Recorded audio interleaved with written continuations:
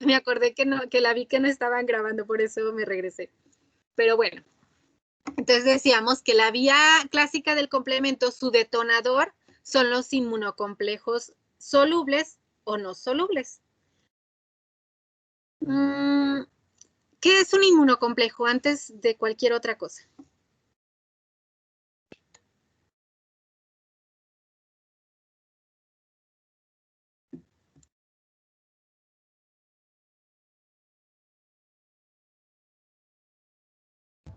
¿No es la unión de un antígeno y un anticuerpo? Bueno, así es. Un inmunocomplejo es un antígeno unido a un anticuerpo. ¿Por qué me dicen que es un inmunocomplejo soluble o no soluble? Porque el antígeno podría ser, por ejemplo, una macromolécula como una proteína. Se une una macromolécula soluble, circulante. Imaginemos albúmina. Está circulando en el suero. Si tienes un anticuerpo contra esa albúmina, pues los inmunocomplejos andarán por ahí flotando de forma soluble en todo nuestro cuerpo, ¿sí? ¿Qué es un inmunocomplejo no soluble? Por ejemplo, lo que pasa en las enfermedades autoinmunes. Un anticuerpo se pega a las membranas basales del riñón. Una vez que el anticuerpo se une a ese antígeno ya no se mueve de ahí. Se empiezan a formar placas de anticuerpos sobre el antígeno y eso sería un inmunocomplejo no soluble. Ese es un ejemplo. Hablamos de cuerpos grandes o cuerpos que están fijos, ¿sí? Entonces, una vez que el anticuerpo se une a su antígeno, acuérdense que el anticuerpo es una estructura que está formada por dos dominios variables y una fracción cristalizable. Pero esa, normalmente, si lo pudiera representar con mis manos, voy a hacer la estructura, imaginemos que es esto, ¿sí? Están los dos dominios variables y la fracción cristalizable. Sí, normalmente cuando el anticuerpo está soluble, está así, está doblado, está flexionado, está flotando como dejándose llevar por el sitio donde se encuentre. En el momento en el que este anticuerpo se encuentra con su antígeno, ¿qué pasa? Se une y su estructura conformacional cambia, de tal forma que deja expuestas sus fracciones cristalizables. Eso es lo que lo hace atractivo para proteínas como C1Q. Entonces, cuando esas fracciones cristalizables están expuestas, C1Q llega y se asocia. Pero hay una regla.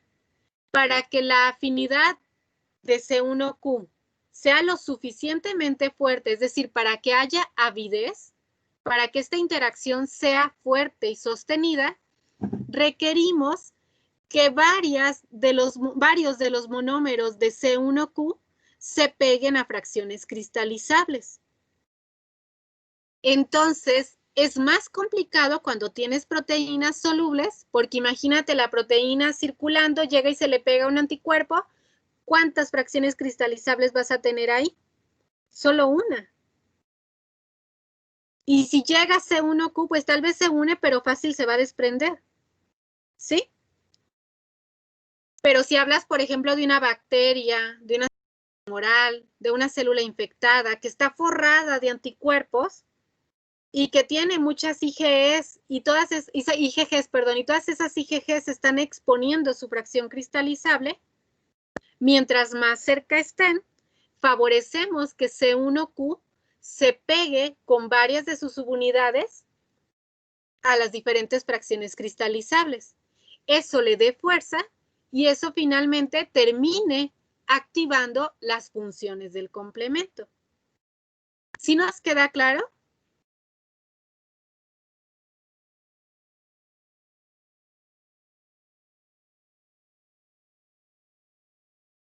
Jesús.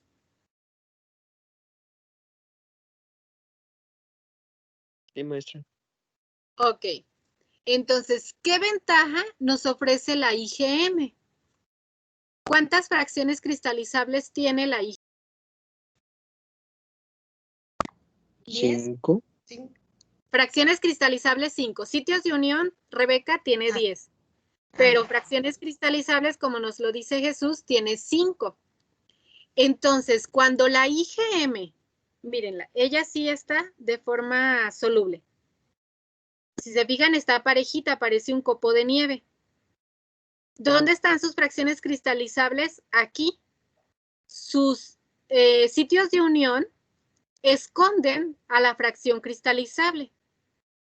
Pero cuando este anticuerpo se pega al antígeno, ¿qué pasó con esas fracciones cristalizables? De estar escondidas, las expuso. Y tengo 5. De tal forma que si aquí llega una C1Q, se encuentra con varias fracciones cristalizables a la vez. Entonces, una sola IgM polimérica es capaz de activar al complemento. Por eso se dice que es la mejor inmunoglobulina en activar al complemento o la vía clásica del complemento. ¿Sí?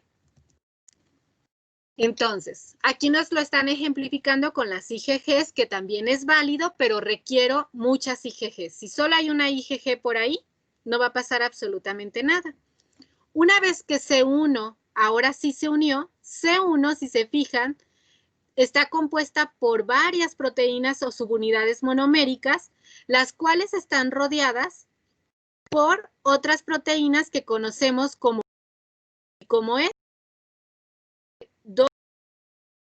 y dos cuando se une a las fracciones cristalizables, tanto R como S se activan y se convierten en proteasas. Estas proteínas son proteasas tanto de C4 como de C2 y las fraccionamos en fracciones grandes y fracciones pequeñas. Las fracciones grandes se asocian a la membrana del antígeno que activó a este complemento. Una vez asociadas, bueno, se asocia primero C4 y a C4 se le pega la fracción grande de C2, que si se acuerdan, dijimos que las fracciones grandes se les ponía la letra B, pero en el caso de 2 era una excepción, porque a 2 se le deja la letra A. Y entonces ahora este compuesto se llama C4B2A. Esta nueva proteína ahora tiene una nueva actividad enzimática y entonces es la convertasa de C3. ¿Por qué? Porque esta nueva proteína ahora va a fraccionar a las proteínas C3 que se encuentran en el ambiente, en fracción grande y fracción pequeña. La fracción grande se asocia a ellas, la fracción pequeña se va, como estas. Estas fracciones grandes ahora son una nueva convertasa, son la convertasa de C5, se llama convertasa de C5 o C4B2A3B. Van a ahora fraccionar a C5 en fracción grande y en fracción pequeña. A C5, una vez fraccionada, se vuelve un atractivo para las proteínas C6, C7 y para C8. Entonces, una vez que se le pegan estas proteínas, como lo tenemos aquí, miren, está la fracción grande de C5, se le pega C6 y se le pega C7. A este complejo se le une C8 y se introducen en la membrana. Una vez introducidas ellas, son un atractivo ¿para quién? Para las fracciones C9. Esta va a atraer a varias subunidades de C9, como lo podemos ver aquí. Cada rayita que vemos o cada bolita que vemos aquí es una subunidad de C9, las cuales van a rodear. Aquí se me hace curioso, chicos, esta imagen está sacada del libro de Cubi, y si se fijan, parece que la subunidad C5, C5B, 6, 7, 8 quedan dentro o quedan rodeadas por C9. Hay muchos autores que esto lo dejan acá afuera y solo dicen que cataliza para que estas subunidades hagan el poro a un lado. Pero bueno, lo importante es que finalmente forman un poro, todas las cadenas de C9. Esto ocurre varias veces en la membrana, de tal forma que al final toda esa membrana queda llena de poros y eso finalmente lleva a la lisis de nuestra bacteria, de nuestra célula, es decir, de nuestro antígeno. A este complejo se le conoce como complejo de ataque a membrana. ¿Por qué? Porque va a atacar la membrana formando diversos poros. ¿Dudas, chicos?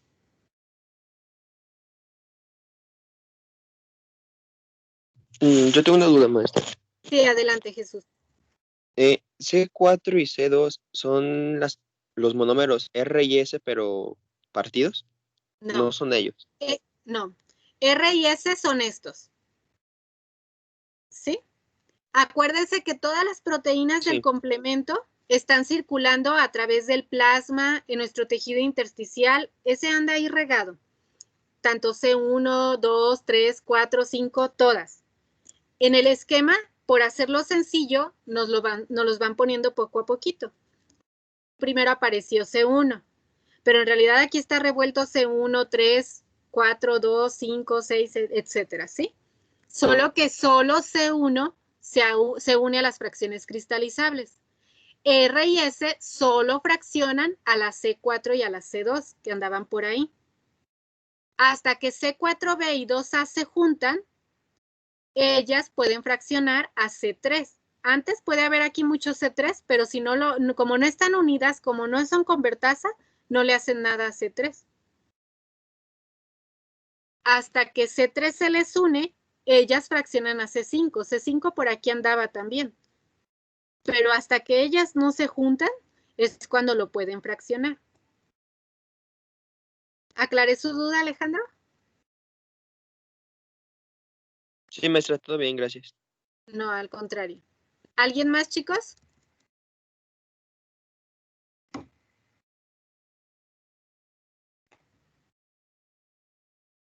Bueno, entonces nos vamos a la vía de las lectinas. Aquí está esta imagen, que me encanta, también está sacada, esta del cubi, esta no. Si se fijan, este es un acercamiento, un microscopio electrónico, y vean los que les dije, cada unidad de estas es una C9 en una membrana.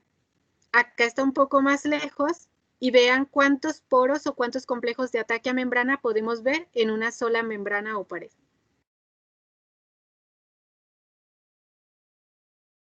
Es por eso que al final terminamos lisando a esa bacteria o a esa célula dañada. Ok, entonces en la vía de las lectinas, el detonador va a ser cuando la manosa o diferentes carbohidratos, más bien a los carbohidratos se les van a unir los receptores solubles de manosa, como podría ser el MBL o hay otros receptores solubles que pueden activar esta vía, pero la característica es que son receptores de azúcares. Entonces tenemos el antígeno, ese antígeno tiene sus azúcares y MBL o estos receptores se le unen. La característica nuevamente de estos receptores es que ¿a quién se le parecen? ¿Esta estructura a quién se parece?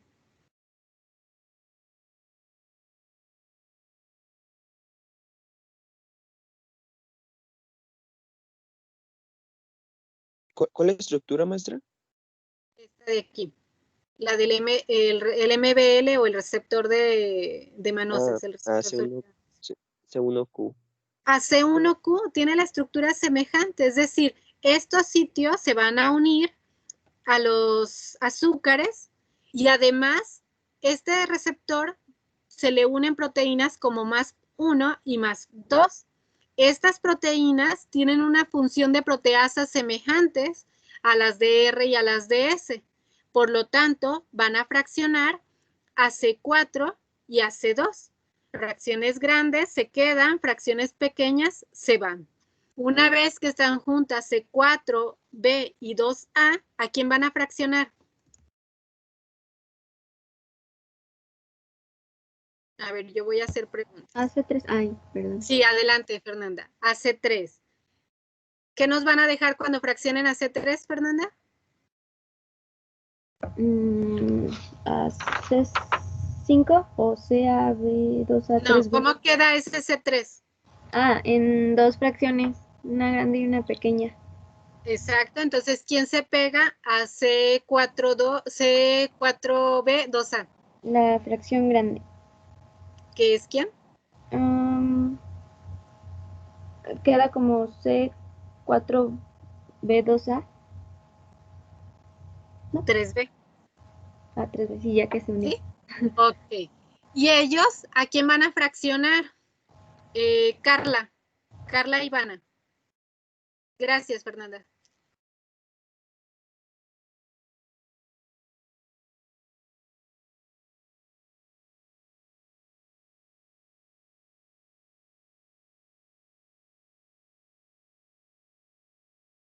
Norma, Alejandra.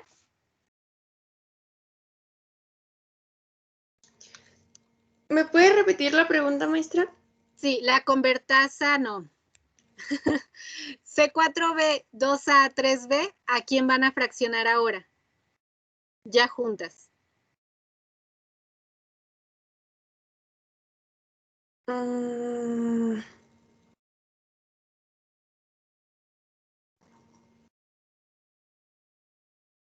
No, C5, no sé. A C5, ¿sí? Es la convertasa, por eso me quedé callada, porque le iba a decir la convertasa de C5, ¿a quién va a fraccionar? Ujú. A C5. Nuevamente, ¿en qué la van a fraccionar, Norma? No, ahí sí ya no sé, maestra. En fracción grande, C5B, C5A, fracción pequeña, ¿sí? Ok. Entonces, la fracción grande C5 es la que se queda, la B. Y luego, ahí, ¿quién se le une? Sofía Aranza. Gracias, Norma.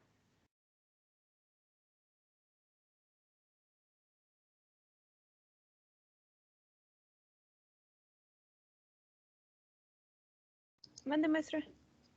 A C5, ¿qué sigue de C5B?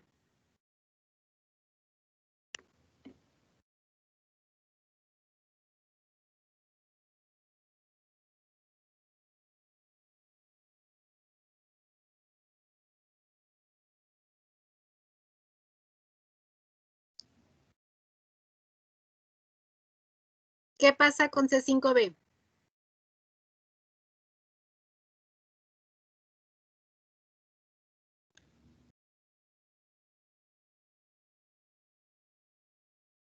No sé. Me siento. ¿Quién apoya a Sofía?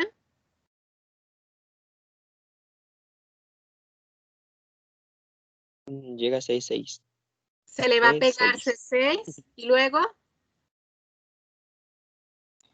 C7, C7 y luego C8 y C9. C8 y C9, todas las subunidades, para formar, ¿cómo se le llama eso, chicos? MAC, MAC o complejo de ataque a la membrana. complejo de ataque a membrana. Muy bien. Entonces, ¿se fijaron cómo todo este ruido que se veía tan gigante no está tan ruidoso? Si lo sabemos organizar. Una vez que me sé la vía clásica, las otras prácticamente es muy sencillo, porque la diferencia entre la vía clásica y la vía de las lectinas solamente es quién la activa. En la vía clásica va a ser C1. Para que se pueda unir C1, por fuerza requiero al anticuerpo unido a un antígeno. Requiero dos fracciones cristalizables juntas. En el caso de la vía clásica, quien lo va a hacer van a ser los receptores solubles de azúcar. El más reconocido en este sentido es MBL. Ok. Bueno, y luego por último nos vamos a la vía alterna, que es la que difiere un poquito más. ¿Por qué difiere un poquito más? Porque aquí los detonadores van a ser directamente el agente extraño. Pueden ser muchos factores, como puede ser, no sé, los mismos PAMs, pueden ser venenos, eritrocitos heterólogos, que haya cargas en el ambiente o cargas en los agentes extraños, que eso termina activando solita a C3. Es decir, ya no espera C3 a que vengan y la activen, sino que ella solita se fracciona por esos cambios de los agentes extraños. Se divide en C3A y en C3B. fracción grande es la que sigue formando parte de esta vía, la fracción pequeña se queda por ahí suelta. La fracción grande, una vez formada, se va a unir a una membrana. Al unirse a la membrana, va a ser un atractor ¿para quién? Para el factor B, que es una nueva proteína que no habíamos visto antes. El factor B se le pega y entonces ya tengo a C3B factor B. Pero cuando están estas juntas van a atraer al factor D y el factor D ya unido a la membrana va a venir a partir o a fraccionar al factor B. Y entonces ahora sí tengo a C3B, perdón, BB. ¿A quién se parece esto? Tiene dos fracciones grandes. ¿A quién se le parece?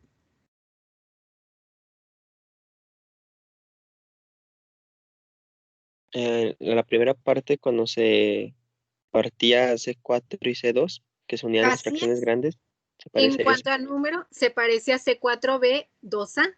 Entonces, ahora estas son convertasa de C3 y vuelve a fraccionar a otra subunidad de C3. Esto es muy, muy inestable. Es decir, si no ponemos algo que lo estabilice, en cuestión de segundos se separan y se acabó todo. Si es una vía muy acelerada o muy, no sé cómo decirlo, muy activa, muy voluble, pero si no le damos tiempo a que se estabilice, pronto desaparece, ¿sí? ¿Quién lo puede estabilizar? Proteínas como la properdina. Entonces, si aparece la properdina, esto se estabiliza y ahora sí, fraccionamos a C3. La fracción grande se le pega y ya tengo C3B, BB, C3B. Son tres subunidades grandes. ¿A quién se le parece?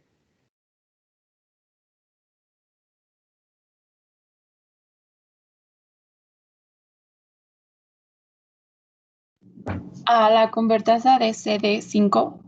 A la convertasa de C5. Entonces, ¿ahora qué vamos a hacer? Fraccionamos a C5. Y ahora sí, Sofía, ya tenemos a C5 fraccionada. C5B, ¿qué sigue?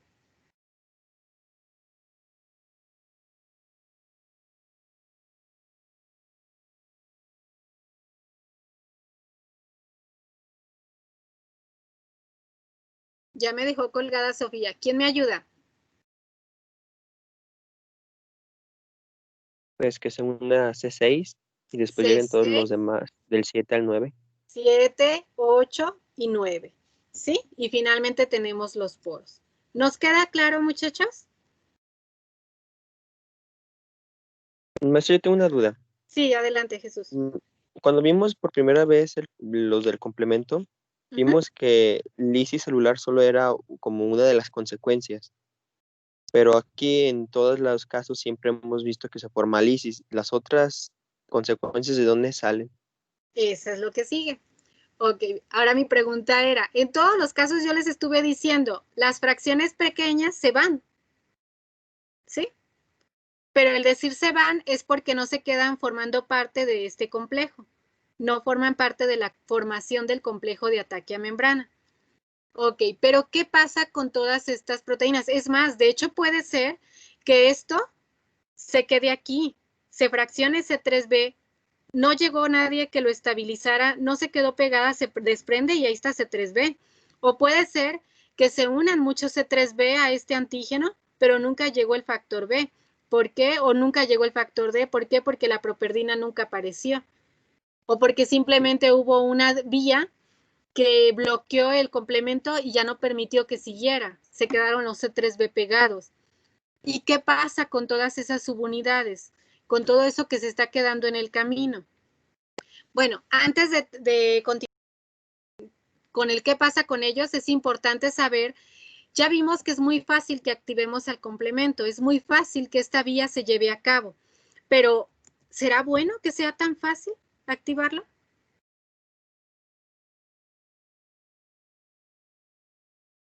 ¿Ustedes qué Pues opinan? me Jessica, imagino que... adelante.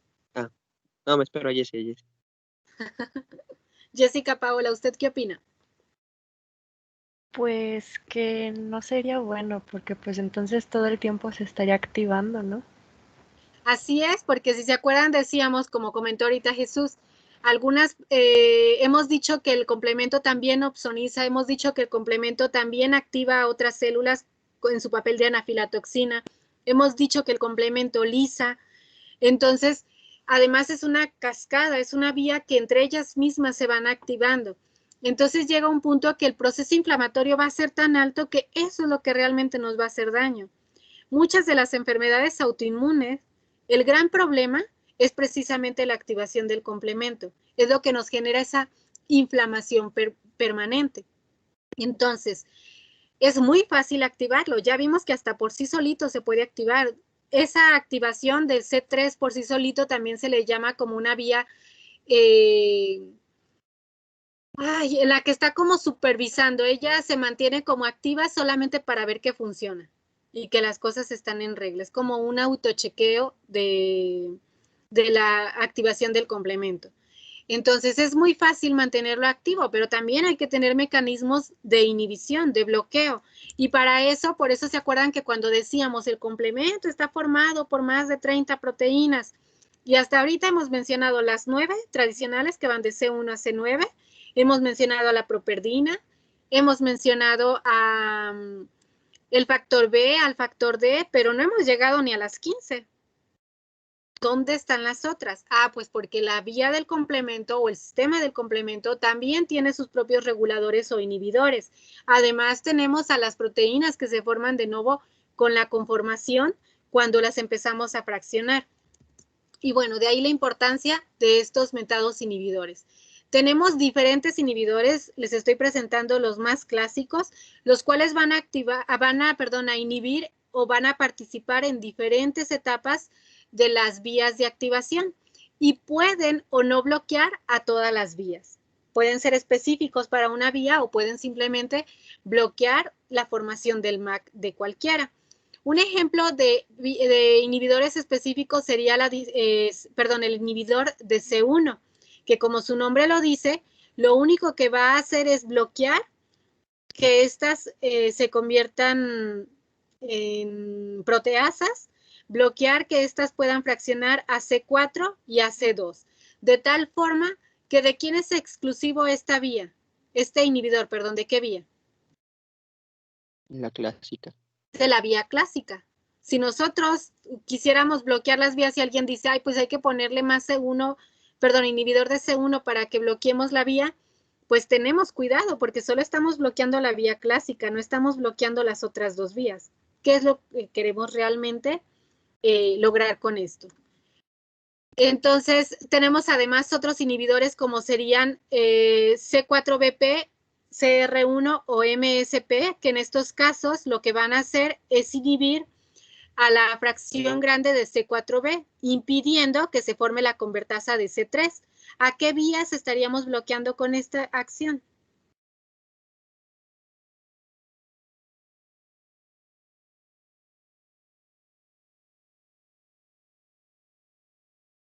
La clásica y la de lectinas. Así es, muchas gracias. Tenemos dentro de los inhibidores, por ejemplo, acá al factor I y al factor H, que estos también van a bloquear a C3B. Si se fijan, también aquí aparecen CR1 y MSP que también pueden bloquear a C3B. Y si bloqueamos a C3B, ¿qué vías vamos a bloquear? ¿Todas? Así es. En el caso del factor I, la forma en la que bloquea a C3B es porque lo fracciona en C3F e IC3B.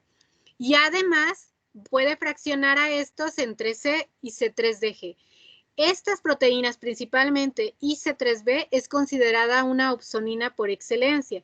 ¿Qué quiere decir? Estamos bloqueando para llegar a la formación del MAC, pero no hemos frenado el complemento. Tenemos otros inhibidores como puede ser DAF, que es el factor acelerador de la degradación. Tenemos a HRF, que es el factor de restricción homólogo, el inhibidor de la membrana de lisis reactiva, que estos directamente se unen a CO. Por lo tanto, lo único que van a bloquear, o más bien hasta el punto que vamos a bloquear, va a ser la formación del MAC. Pero nuevamente, ya formamos muchas fracciones pequeñas, ya hubo fracciones grandes pegadas a la membrana, etcétera. ¿Y qué pasa con todas ellas? Pues entonces llegamos a todas las funciones del complemento.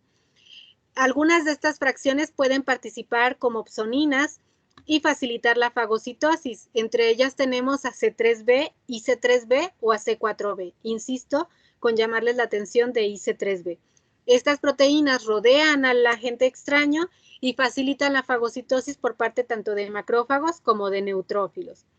Las fracciones pequeñas, por su parte, actúan como anafilatoxinas, es decir, estimulan respuestas inflamatorias, ya que estos fragmentos lo que van a hacer es activar a diferentes células como mastocitos y neutrófilos, favoreciendo la liberación de los mediadores de estas células, lo cual me va a desencadenar extravasación y muchos otros procesos de inflamación. Y pues la función estelar del complemento, cuando ésta llega a su término, es la formación del complejo de ataque membrana, que lo que va a generar es la lisis del agente extraño. Además, el complemento puede estimular la solubilización y eliminación del complejo antígeno-anticuerpo. ¿Se acuerdan cuando les decía, cuando estos se encuentran de forma soluble, puede favorecer el que se puedan después ser eliminado a través del complemento estos agentes? Mucho tiene que ver aquí los eritrocitos, que los eritrocitos tienen al receptor CR2 que se puede unir a esos fragmentos o a esos inmunocomplejos solubles, y acuérdense que los eritrocitos en algún momento tienen que llegar al vaso, en donde van a ser eliminados. Entonces, por medio de este mecanismo depuramos inmunocomplejos solubles. Por otro lado, C3d es capaz de activar la respuesta inmunitaria humoral por su unión nuevamente a CR2 que se encuentra en los linfocitos B, y esto me ayuda a favorecer la activación de los linfocitos B, mejorar los mecanismos de activación que vimos en la unidad anterior. Y con esto concluiríamos las funciones del complemento. Jesús, ¿ahora sí aclaré su duda?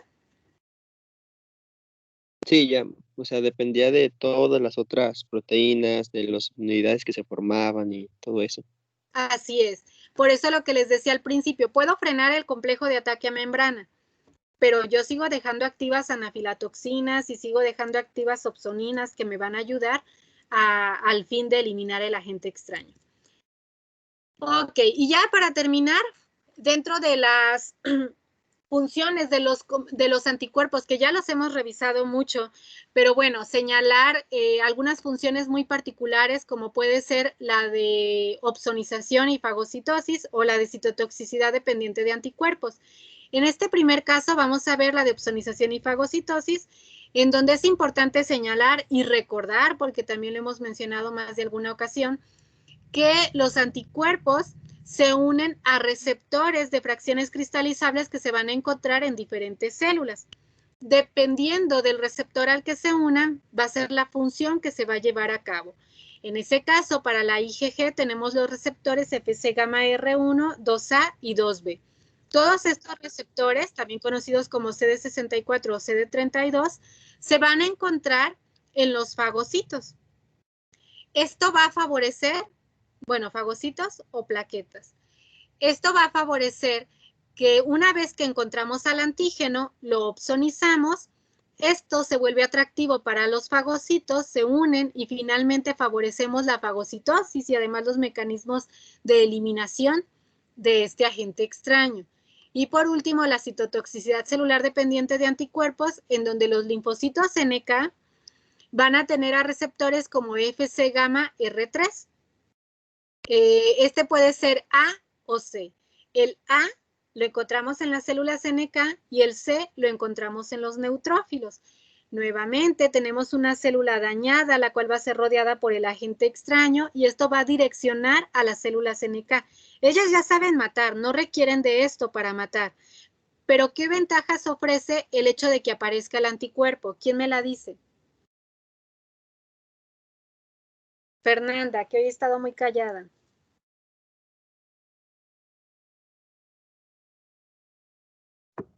Me imagino que la organización facilitada.